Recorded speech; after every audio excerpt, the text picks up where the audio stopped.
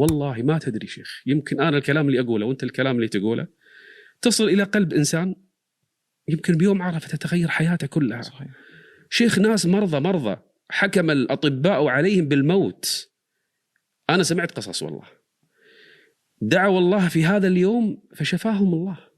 هذا يوم عظيم، يوم عظيم الله. يعني لا ادعو الله وأنت موقن بالإجابة. خلاص إذا كان الأمر خيرا لك سيستجيب الله لك. الله.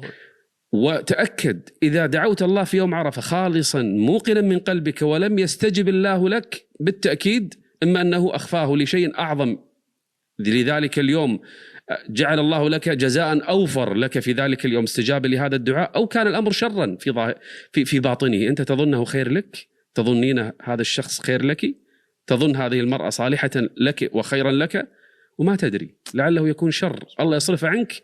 وأنت مثل الطفل الذي يقول لأمه أريد هذا الطعام والأم تمنعه، أريد هذا الأكل والأم تمنعه، لخير تريده له.